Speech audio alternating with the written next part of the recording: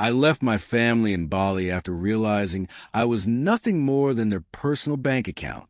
It took a solo flight home and a war on social media to finally reclaim what was mine, but in the process, I lost any last illusion of having a real family. It all started 3 months ago. A surprise phone call from my mother. My brother, Ethan, who is 2 years younger than me, was on the line too, on speaker. Their voices were unusually warm, almost syrupy. They proposed a long-overdue family bonding trip to Bali. Just the three of us. I was stunned. For years, our relationship had been a textbook case of polite estrangement. We saw each other at obligatory holiday dinners, exchanged stiff pleasantries, and retreated back to our separate lives as soon as social decorum allowed. Growing up, it was always Ethan and my mother against the world. My father, a kind but perpetually weary man, tried to be the buffer, but he traveled often for work. In his absence, the dynamic was crystal clear. Ethan was a golden child, and I was the inconvenient afterthought. My achievements were met with muted nods, his with fanfare. My mistakes were dissected, his were charming quirks. When my father passed 5 years ago, the fragile thread holding us together frayed almost completely. The occasional gatherings felt more like performances for an audience of ghosts. So, this invitation felt like a miracle, a flicker of hope I didn't even know I still harbored ignited in my chest. Maybe, just maybe, after all this time and loss, we could finally connect. I said yes without a second thought, ignoring the tiny, cynical voice in the back of my mind. That voice turned out to be screaming the truth. The heavy lifting began immediately. "You're so much more organized than we are," my mother cooed. "We just mess it all up. And you have such good taste." Flattery, I learned too late, was their currency.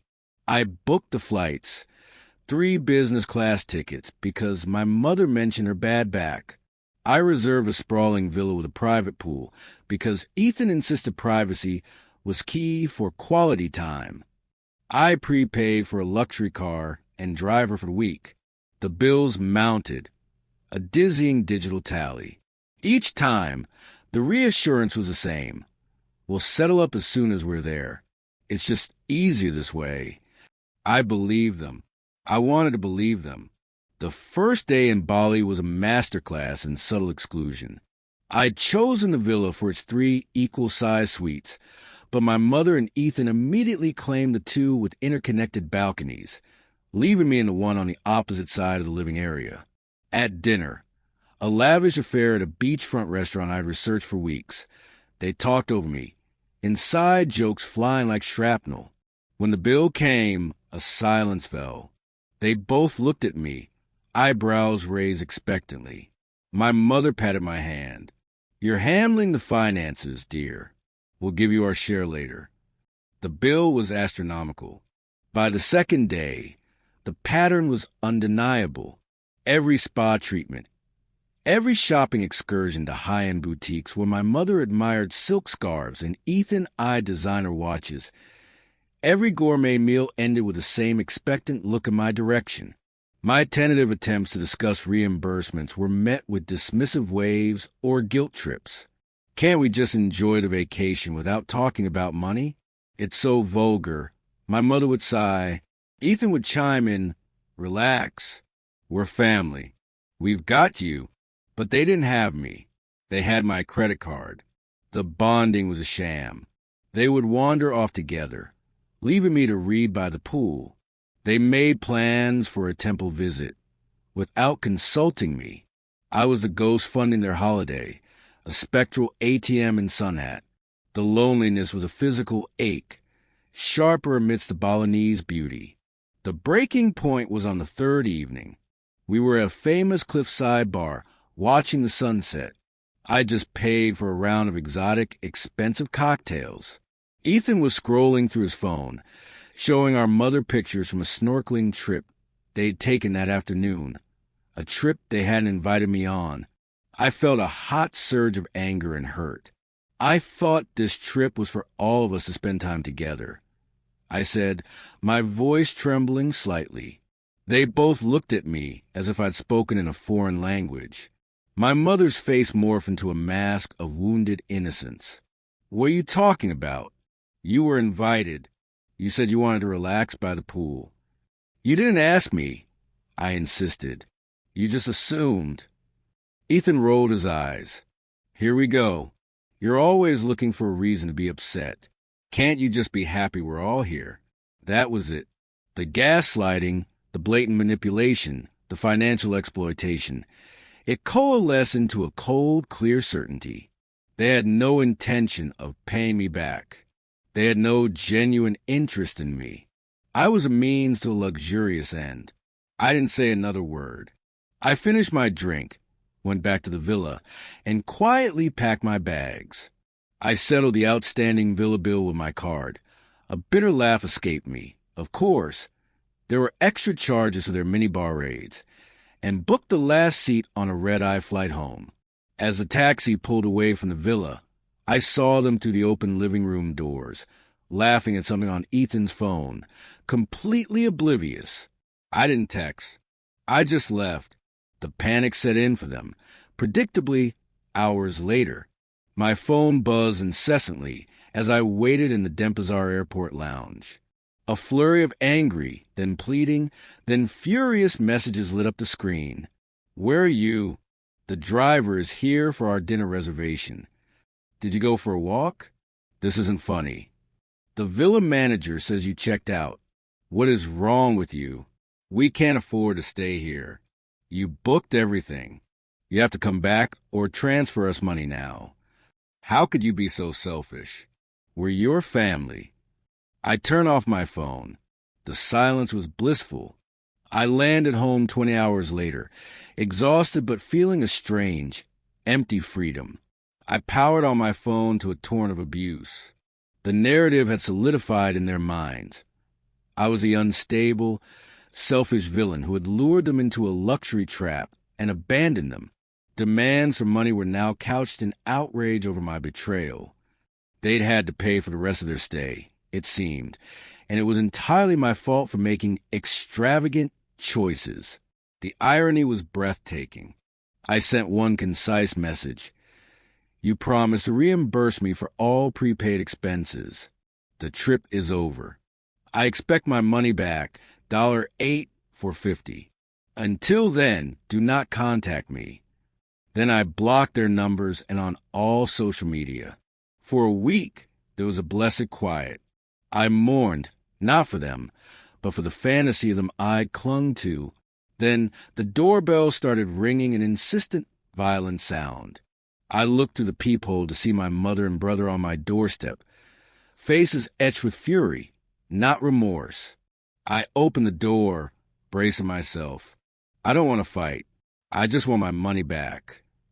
Before I could continue, my brother exploded. You have some nerve. You stranded us. Do you know how much we had to scramble? We had to max out cards because of your little stunt. A stunt? I echoed, my own anger rising. You used me. You invited me to pay for your vacation and ignored me the entire time. You never had any intention of giving me a dime. My mother stepped forward, her voice dripping with condescension. We invited you to be with family. Money is secondary. The fact that you're obsessing over it shows where your priorities are.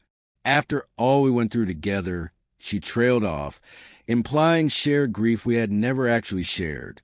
You didn't invite me to be with family, I said, my voice low and shaking. You invited me because I have a good job and you wanted a free ride. You are con artists, and you're not very good ones. Her face flushed crimson. How dare you speak to me that way? I am your mother. Then act like one. I shouted, the years of suppression finally rupturing. For once in your life, act like a mother to me, not just to him. I pointed at my brother, who looked smug. The argument escalated, a cacophony of their accusations and my long-suppressed truths. They claimed they'd planned to split costs all along, a laughable notion given their spending spree. They said I was oversensitive, paranoid, that I'd misread everything. They outright refused to repay a cent, citing their own incurred costs for my abandonment. Finally, seeing the implacable, entitled wall of denial, I did the only thing I could. I screamed, "Get off my property!" and slammed the door in their faces. They pounded and yelled for several minutes before leaving. I slid down against the door, trembling with adrenaline and grief. That was it. The final thread was cut. But I wasn't done. $8,450 was a significant amount of money. My money, earned with my labor, not a gift for their exploitation. The verbal agreement was worthless. Small claims court was an option, but without evidence, it was their word against mine. I felt trapped. A close friend over coffee suggested the nuclear option. They care about what people think. You know they do. Their entire lives are about appearances. She was right. My mother curated a perfect family image online. My brother boasted about his lifestyle. Their reputation was their currency. The idea of airing our dirty laundry was repellent. I value my privacy. But what other leverage did I have? After days of agonizing, I realized I had been silent to protect a family image that was a lie. My silence had enabled them. It was time to break the cycle. I sat down one night and wrote. I started with a trip, the promises, the payments, the exclusion, the abandonment. But once I started, I couldn't stop. The words poured out.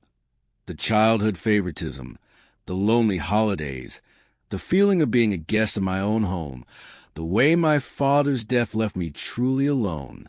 I wrote about the Bali trip not as an anomaly, but as a final, blatant expression of a lifelong dynamic. I didn't rant.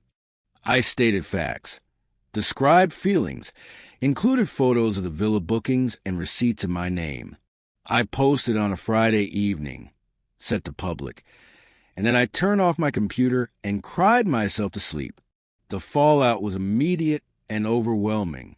My phone blew up with notifications. Messages poured in from aunts, uncles, cousins, even old family friends. Most were supportive, expressing shock and anger on my behalf. Some offered to mediate. A few were clearly just hungry for gossip, but the overwhelming sentiment was validation. "We always saw it," one aunt wrote. "We never said anything. We're so sorry." That meant more than I could express. My mother and brother, still blocked, couldn't respond to me directly. But by the next morning, they had posted their own lengthy, defensive missive. They painted me as a jealous, unstable liar who had planned an expensive trip to show off and then had a meltdown when I couldn't handle their normal family bonding. They accused me of holding on to childhood grudges, of being distant after my father's death, of using money to control them. They said my public post was the ultimate betrayal and proved my pettiness. It was infuriating, but also transparent. Instead of engaging in a public back and forth, I took a more targeted approach. I privately messaged the key family members, the respected grandparents, the influential uncles, and calmly reiterated my position. I attached the receipts again. "I don't want a war," I wrote. "I just want what I was promised. I am happy to show you all the documentation." I appealed not to drama, but to basic fairness. The family pressure mounted. I could feel it through the grapevine. My grandfather called my mother, apparently furious. An uncle threatened to cut them out of a business deal. Their perfect social media facade was cracking under the weight of shared family disapproval. A week after my post, I received a text from an unknown number. It was my brother. "Congratulations. You've turned the whole family against us. Happy? Mom is a wreck. We don't have the money right now because of the extra costs you caused. You'll have to wait." It was a bluff.